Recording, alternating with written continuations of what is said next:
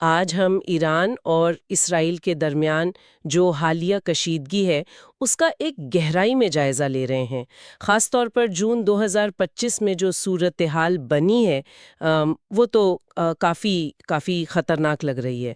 ہمارے پاس جو مواد ہے وہ اس سارے معاملے کی تاریخ، جو اہم واقعات ہوئے حال میں اور اس کے کیا اثرات ہو سکتے ہیں انہیں سمجھنے میں مدد دیتا ہے۔ تو آئیے کوشش کرتے ہیں اس پیچیدہ صورتحال کو سمجھنے کی۔ دیکھیں، یہ کوئی آج کا مسئلہ تو نہیں ہے، کئی دہائیوں سے یہ کشیدگی چل رہی ہے۔ اصل میں تو ایران کا جوہری پروگرام ہے اور دوسری طرف اسرائیل کو اپنی سلامتی کی فکر ہے۔ جی، اور اکتوبر 2023 میں حماس کے حملے کے بعد الزامات نے اس کو اور آپ کہہ لیں ہوا دی۔ بالکل، اور جو ذرائع ہیں ہمارے پاس وہ بھی یہی بتاتے ہیں کہ یہ جوہری پہلو ہی اس تنازع کے بالکل مرکز میں ہے۔ اسرائیل کسی بھی قیمت پر نہیں چاہتا کہ ایران جوہری طاقت بنے، یہ ان کے لیے ناقابل قبول ہے۔ اچھا، پھر اپریل 2024 میں ایک بہت بڑا موڑ آیا ہے نا۔ پہلے اسرائیل نے دمشق میں ایرانی قونصل خانے پر حملہ کیا، اس میں ان کے اہم کمانڈرز بھی مارے گئے، جی پاسداران انقلاب کے۔ ہاں، اور پھر اس کے فوراً بعد، میرا مطلب ہے 13 اپریل کو ایران نے پہلی بار براہ راست حملہ کیا اسرائیل پر۔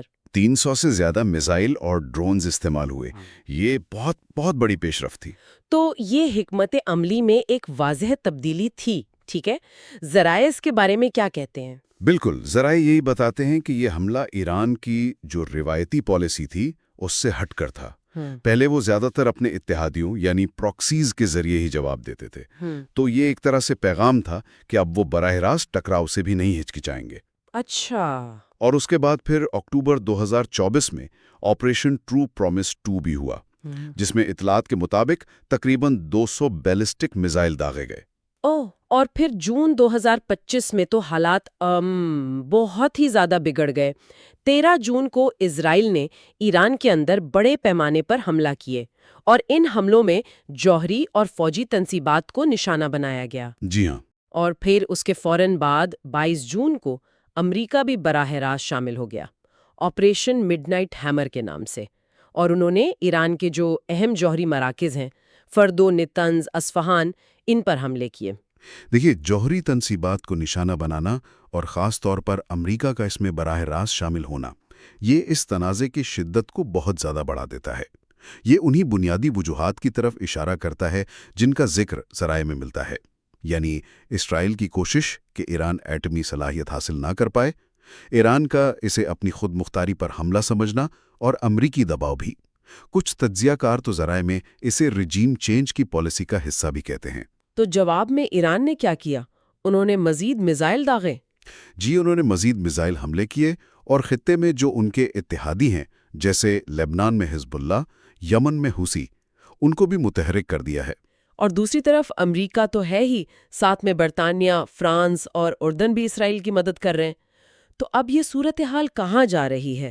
مطلب اس سب کا کیا مطلب ہے؟ اس کا مطلب، یا یوں کہیں کہ جو سب سے بڑا خطرہ اب نظر آ رہا ہے وہ یہ ہے کہ یہ جنگ قابو سے باہر ہو سکتی ہے، ایک علاقائی جنگ، شاید اس سے بھی بڑی۔ اوہ خدایا! عالمی منڈی میں تیل کی قیمتوں پر اثرات کا خدشہ تو ہے ہی، تہران جیسے بڑے شہروں سے لوگوں کی نقل مکانی کی بھی اطلاعات ہیں، اور خلیج میں جو تجارتی راستے ہیں، سمندری جہاز رانی، اس کے لیے بھی خطرات بڑھ گئے ہیں۔ لیکن کیا کوئی سفارتی کوششیں بھی ہو رہی ہیں؟ جی، یہ بھی اہم ہے۔ سعودی عرب، ترکی، متحدہ عرب امارات جیسے جو علاقائی ممالک ہیں وہ سفارتی حل پر زور دے رہے ہیں، لیکن سوال یہی ہے کہ کیا سفارت کاری اس فوجی کشیدگی کو روک پائے گی؟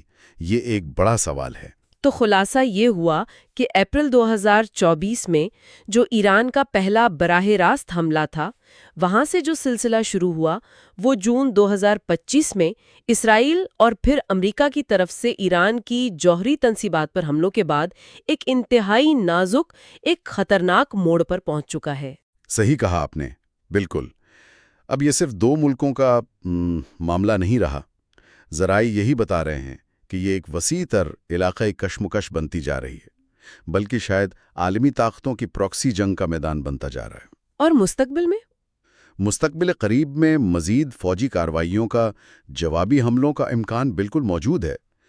اصل غور طلب بات یہ ہے کہ اس خطرناک کھیل کا اگلا قدم کیا ہوگا، اور کیا اس بڑھتی ہوئی تباہی کو، اس کشیدگی کو روکنے کا کوئی راستہ باقی ہے بھی یا نہیں؟